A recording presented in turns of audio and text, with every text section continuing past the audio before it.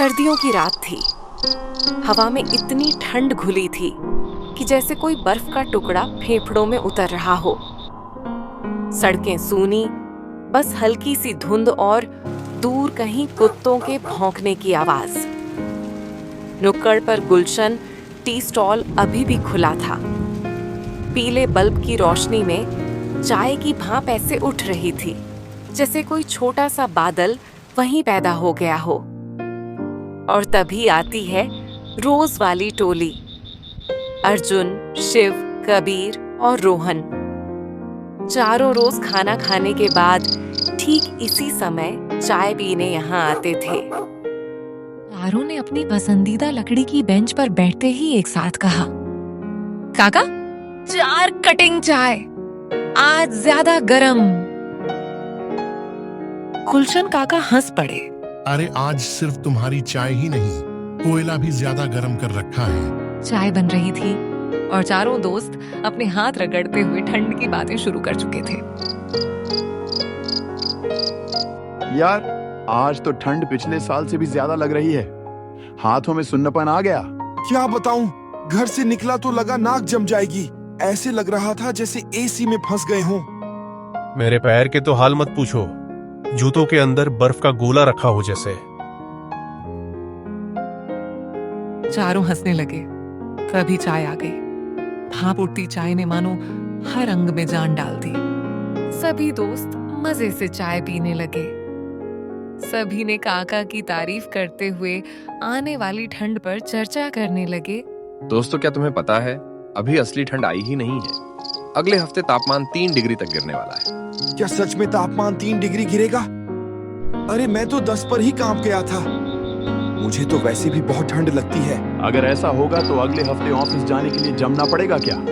पैदल चलूंगा तो पैर सुन्न हो जाएंगे। अरे अरे, मुझे तो अभी से ठंड लगने लगी। आगे पता नहीं मेरा क्या होगा। मेरी नाक का तो पहले से बुरा हाल है। अगली ठंड में तो ये बिल्कुल जमकर बर्फ बन जाएगी। अरे बच्चों, तुम सब घबराओ मत, मैं हूं ना। मैं तुम्हें रोज अदरक वाली चाय बनाकर पिलाऊंगा। रुको, मैं एक एक कप चाय और बनाता हूँ।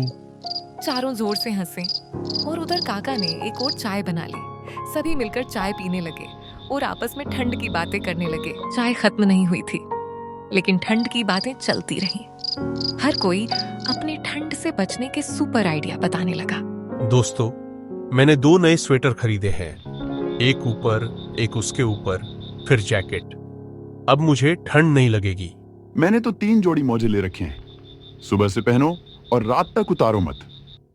मैंने इंटरनेट पर पढ़ा है, गर्म पानी की बोतल पेट पर रखकर सोने से सुबह कम ठंड लगती है।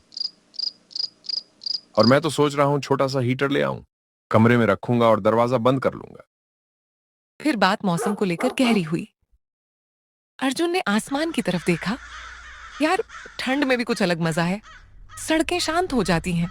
शिव बोला, ठंड की रात में चाय जैसा स्वाद किसी चीज में नहीं है। रोहन ने ताली बजाई। सही कहा, ये 4 कटिंग चाय ही असली गर्मी देती है। कबीर हंसा, और ठंड की बातें तो हमारी परंपरा बन गई है।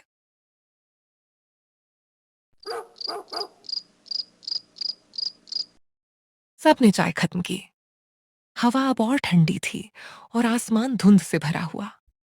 अर्जुन उठते हुए बोला, चलो भाइयों, चलने का टाइम हो गया, नहीं तो ठंड यहीं जमा देगी। हाँ चलो, अब रात बहुत हो चुकी है। कल सुबह ऑफिस भी जाना है। लगता है आज बहुत ज्यादा ठंड लग रही है। लगता है ठंड यही जमा देगी।